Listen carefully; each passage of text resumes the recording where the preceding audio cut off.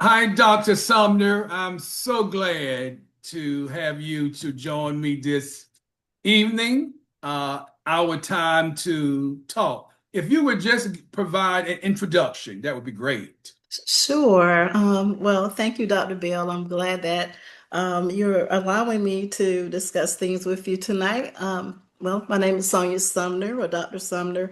I've been a regional behavior specialist for 19 years, almost 20 years. In between that time, I was a retention specialist where I would talk to directors across the state of North Carolina. I will talk about the detriments of suspension and expulsion and ways that we can reduce that in early childhood classrooms. And part time, I was an adjunct professor, so I taught early childhood courses, and as well as I taught at a community college as an instructor, and I did the same thing. So I've been in this for a while. Well, thank you so much. I'm looking forward to our discussion. So Yes. let's start off. Early childhood students' behavior. So let's talk about what is a challenging behavior and what motivated you to focus on this topic? Okay. Oh, well, so let's talk about challenging behaviors first. So, challenging behaviors are really patterns of behavior that disrupt children's social and emotional learning, as well as disrupt classroom management. And sometimes it includes like behaviors like aggression. So, we call them dangerous behaviors, aggression with kicking, hitting, throwing, and also they have non-challenging behaviors, which could be it could look more like a child, excuse me, withdrawing or maybe kind of being clingy and things of that sort. So it's Mhm. anything that will stop the teacher from being able to teach, and she has to go and correct that. So that's what that is. To answer the second part of your question, what motivated me to do this study? Well, many years ago, I was a preschool teacher and a new teacher in the field. I didn't really know a lot, and I got a lot of boys in my classroom that were very aggressive. And I noticed that I was sending them to the director a lot. I didn't really know what to do. I didn't know how to work with little girls because, I raised three nieces, but the little boys, they gave me a time, they gave me a challenge. So I was kind of interested in what was really going on behind that situation, like why they were really acting the way that they were. So when I was hired into this position, and I want to say it was around 2006, we had to read a study. It was a study by Dr. Walter Gilliam. I don't know if you're familiar with him or not. And his study talked about it was a Yale study from 2005, which focused on the suspension and expulsion rates of Black boys. And the study highlighted the significant disparities in these rates, revealing that Black boys have the highest Mhm. suspension and expulsion rates, yet they're the least represented in the preschool room. So that kind of, it got me. I'm like, okay, so we're the least represented, but we have more children that are being kicked out. And Mhm. what was that all about? So it kind of like motivated me to do this study. I'm glad that you raised that last point because my next question Uh, folds right in to that. Okay, uh, some people would say challenging behaviors are often placed on children of color, Black boys in particular. mhm. Did your research uncover such? Well, I will start off by saying that challenging behaviors is not typically a label per se because Mhm. all children can exhibit those behaviors. What I will say in my study, I found out that it was a lot to do with, I looked at implicit bias, but implicit bias it doesn't ordinarily mean like Mhm. race, because you can be biased against genders, you can be biased Mhm. against Mhm. disabilities, but I found that it was a racial bias. So, in my study, I found out that challenging behaviors of children of color are often amplified by racial biases and stereotypes associated with their race. And it was identified that racial bias can lead to both intentional and Hmm. unintentional reactions to a child's behavior, which results in suspension and expulsion. So, Hmm. yeah, just preconceived ideas and things of that sort. I do want to add that there was another study that was done in 2016. And I know that's fairly old, but Hmm. I still feel like it's still like it's today, it's still the same because it said that like 250 preschoolers were suspended every week, and that Black children were 2.2 times more likely than their peers to face these disciplinary actions. So they had more punitive Hmm. behaviors that happened, which is suspension and expulsion. So there are a few key factors that I found in Hmm. my study. One was the quality of childcare, the importance of building relationships, the negative impacts of racial bias and stereotypes, and so many more things. But the overuse of suspension and expulsion in preschool classrooms, and then the disciplinary measures that were taken with children of color. So it was really interesting. So then what about the educator's background? Okay, well, so I feel like the educators, a lot of them, well, I call them the novice teachers that enter the early childhood realm, they were not prepared. In my Hmm. study, I found out, and that's the my demographic area that that I focus on with teachers and their training and their professional development. I found out that many of the new ones, they felt like ill Hmm. prepared. When they got into the classroom, they didn't have a lot of support. Hmm. The support that they did have was probably people that were working along with them, like their partners, and that was basically it. Hmm. And so a lot of them, they felt burned out, Hmm. stressed out, because when you're dealing with all that with no support, Hmm. then that's a lot to undertake. So yeah, it was very interesting. Good. Another follow-up with your research, as far as the demographics of the educators, white, Uh-huh. black, mixed, how was? Hmm. Oh, okay. So, it was so I looked at the education, and I think I had some that had maybe early childhood credentials, Hmm. to some holding two master Okay. degrees. Hmm.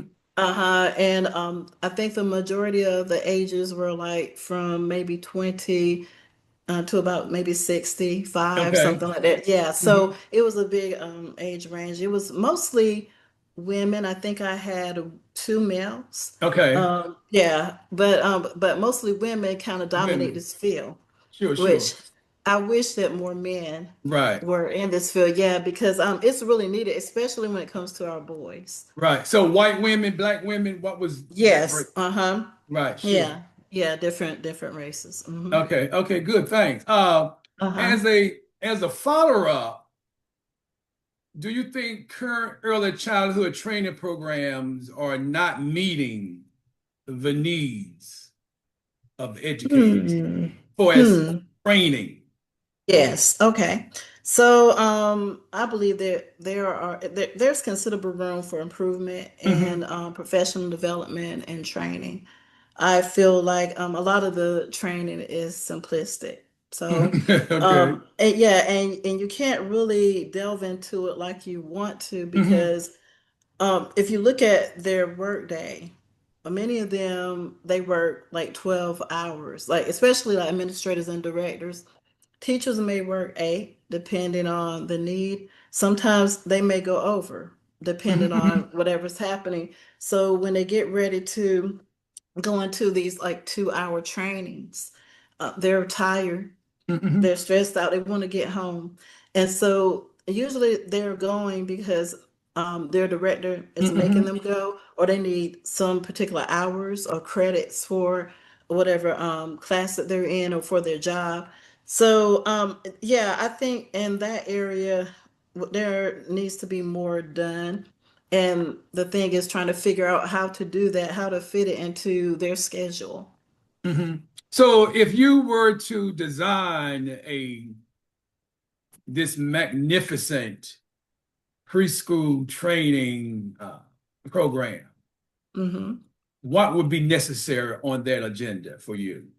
Oh, wow. Well, I would definitely start with relationships because Yeah. I found out, yeah, that a lack of relationships with the parents, with each other in the program, with the director is really a big issue. You can't really help the children if Hmm. you're not helping the teachers, if the parents that really don't know what to do, and the Hmm. directors are not talking to the teachers, and they're not Hmm. giving them sufficient information that they need to work with the children. So I would start off with that. Definitely, I would really like to talk about suspension and expulsion and the detriments of it because well, I'm into early intervention. And Hmm. what a lot of people don't know is when you suspend or expel, let's say these children are like 0 to 5 years old, and you kick them out for maybe hitting rather than giving them positive guidance skills, they go to another center, then another center, Hmm. and then it goes on until they get into school. They may be labeled when they get Hmm. into school if they don't have these skills. So I would love to talk about that as well as just ways to deal with challenging behaviors and to promote social emotional development, where before directors or administrators get to a point where they want to kick them out. And so I think it needs to be more in depth and it needs to be more than 2 hours. So that's the thing, trying to figure out Hmm. what we can do to yeah, make that better in that field. Also, what are your thoughts on parent engagement? Okay. Well, I feel like parents they play a crucial role Hmm. in determining a child's academic success and the family's well-being. It impacts child's school readiness. So I feel Hmm. like parents really need to um, be more engaged. And Hmm. it's hard if they're working and things of that sort. I Hmm. get that.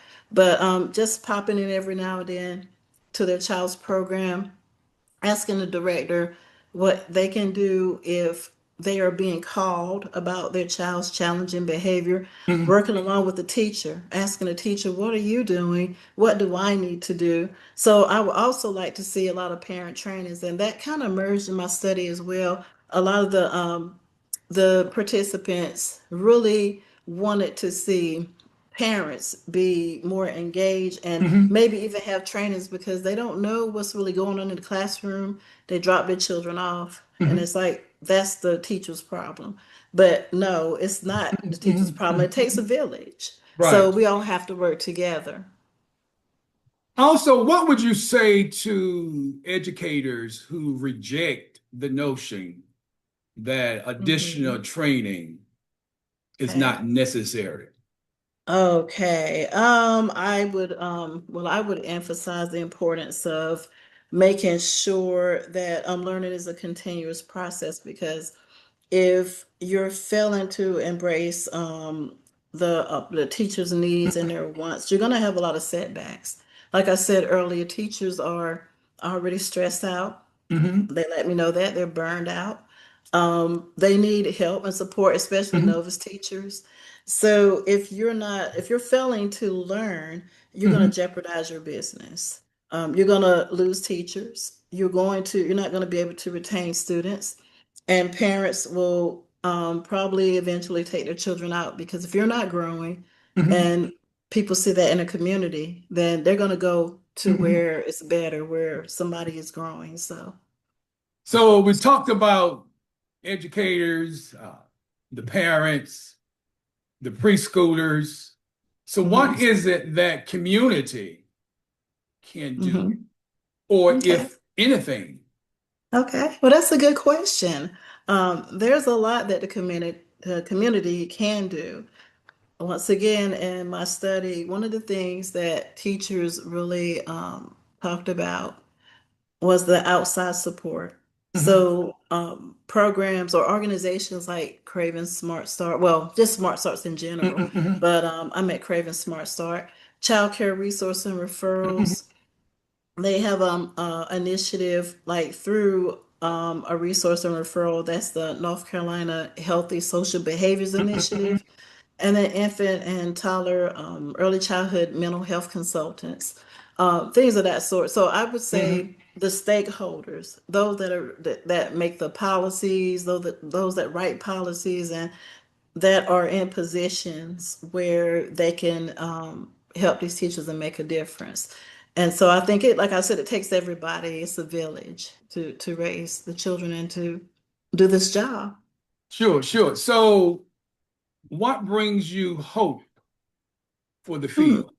What brings me hope? That's a good question. I think seeing teachers every day and their willingness to do this job, even though I know the pay is very low, some of them unfortunately don't have benefits like insurance and time off, but yet and still I see a passion in Mhm. some. And so that gives me hope. And that's why I am doing what I'm doing today. When I had my focus groups and I had my interviews while I was doing my dissertation and in my study, one of the things that many of them said to me is, when you become a doctor, please make a difference, help us. And that really stuck with me. So that kind of gave me hope too, that there are people who want to do the job, they're asking for help, and we need to give them the help that they want.